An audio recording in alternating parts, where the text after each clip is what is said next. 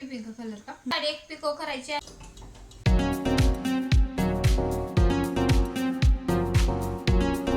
नमस्कार मंडळी, मी प्रतिज्ञा स्वागत करते आपल्या नवीन एका व्हिडिओमध्ये. आणि आपल्या चॅनलमध्ये सुद्धा आज ना मला उडदाचे वडे बनवायचे होते. त्यासाठीच ना मी ही उडदाची डाळ रात्रीच भिजत घातली होती. आणि विषयाची थोडीशी तब्येत बरी नसल्यामुळे ती काही स्कूलला जाणार नव्हती आणि त्यामुळे ना सकाळची काही टिफिनची घाई नव्हती. मग म्हणलं चला सगळ्यांना ब्रेकफास्टमध्ये उडदाचे वडेच बनवूया. तशी तर उडदाची डाळ खाल्लेली खूप चांगली असते. ही उडदाची डाळ अशी भिजून खाल्ली ना, यामध्ये ना भरपूर प्रमाणात प्रथिन आणि फायबर असतातच. शिवाय कार्बोहायड्रेट्स असतात आणि व्हिटॅमिन बी सुद्धा असल्यामुळे ना आपल्या शरीराला चांगली ऊर्जा मिळते.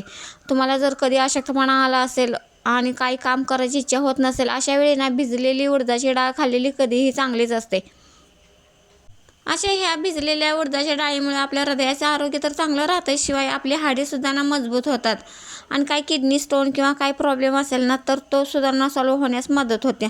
म्हणून उडदाची डाळांना कधीही खाणं खूप पौष्टिक असतं. आणि आमच्यात ना कधी इडली कुणाला जास्त आवडतच नाही. उडदाचे वडे म्हटले की सगळ्यांनाच खूप आवडतात. म्हणून मी इथं वरचेवर सारखे उडदाचे वडे बनवतच असते. इथं आपले उडदाची डाळ भिजवलेली मिक्सरला फिरून घेतल्यानंतर बघा छान असं आपलं इथं पीठ तयार झालं होतं. यामध्ये थोडा मी खायचा सोडा घातला आणि थोडंसं मीठ घालून घेतलं. आता हे सगळं एकसारखं मिक्स करून घेते. आणि मी साईड बाय साईड ना खोबऱ्याची चटणीसुद्धा बनवली होती, पण तिला काही अजून फोडणी दिलेली नव्हती. म्हणलं देता येईल, आधी हे वडे तळायला घेते आणि मग चटणीला फोडणी देऊन घेते. तोपर्यंत बघा बाहेर सकाळपासून पडणारा रिमझिम पाऊस थोड्या वेळासाठी का होईना बंद झाला होता. थोडं तरी ऊन बाहेर पडलंय असं वाटत होतं, म्हणून मी बाहेर आले गॅलरीमध्ये. आणि खरंच ना खूप दिवसानंतर असं वातावरण बघायला मिळतंय, त्यामुळे ना एकदमच भारी वाटतंय.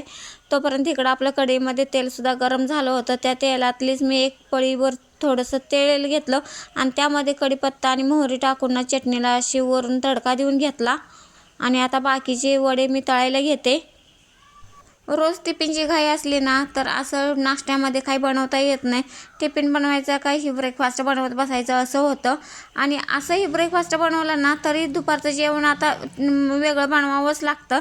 त्याच्यामुळं दिवसभर स्वयंपाक करण्याचाच असा दिवस जातो. म्हणून ब्रेकफास्ट बनवायला कधी कधी खूप कंटाळा येतो. म्हणून मी नेहमी ब्रेकफास्टला 4 वाजताच ती स्कूलमधून आल्यानंतर सहसा बनवत असते.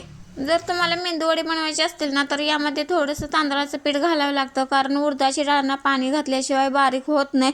आणि थोडं जरी पाणी जास्त झालं ना, तर त्याच्यामध्ये ना होलमध्ये पडत नाही. जसं हॉटेलमध्ये आपण बघतो ना, तसं होल पाडता येत नाही. म्हणून त्यासाठी ना त्या पिठामध्ये थोडंसं तांदळाचं पीठ घातलं ना, तर ते मेंदूवडे छान होतात.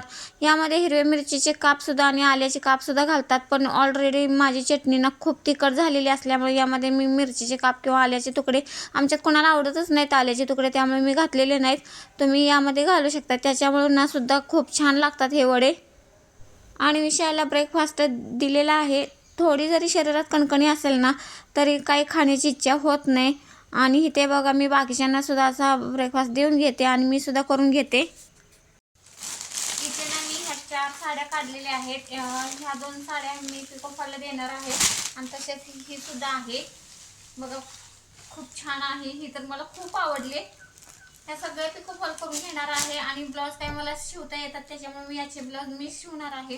फक्त पिको फॉलसाठी मला आता ह्या साड्या बाहेर द्याव्या लागणार आहेत. मग म्हणलं तर आता आहे वेळ तर घेऊया. काय वाटते कापड याचं खूप सुळसुळीत असं छान आहे. साठी साडी आहे, सिंपल आहे पण छान आहे. याचं कापड खूप छान आहे, त्यामुळे ही साडी खूप आवडली. आणि ही सुद्धा ना अशी दिसायला तर खूप छान वाटते मला ही साडी. आणि सिंपल आहे पण मस्त वाटणार आहे साडी. तर चला मग. आणि ही साडी आहे कॉटन मध्ये साडी आहे. कलर सुद्धा याचा खूप छान आहे, मस्त साडी ही. चला ह्या साड्यांचं ब्लाऊज पीस काढून घेते. ह्या साड्यांना पिको फॉल साठी ना मी आता मैत्रिणीकडे घेऊन येते. खरं तर मला फक्त साड्या तिच्याकडे घेऊन येणार आहे. मला ही साडी खूप आवडली. ती ग्रीन वाली पण छान. ग्रीन वाली सुद्धा खूप छान आहे साडी. ती साडी काय अजून आणखी साड्या साईडला काढून ठेवल्या. आणि मला इथं लॅपटॉप ओपन केला होता, कारण एक नोटीस बनवायची. लॅपटॉप अजून चालू होतोय. चालू होण्यासाठी खूप वेळ लागतोय. खूप जुना झालेला आहे लॅपटॉप. आता हा मला चेंज करावाच लागेल. आणि लॅपटॉप थोडाफार माझा तुटलेला सुद्धा आहे, त्याला मी दोऱ्याने पॅक केलाय. बघू आता लॅपटॉप कधी नवीन घ्यायचं होतंय.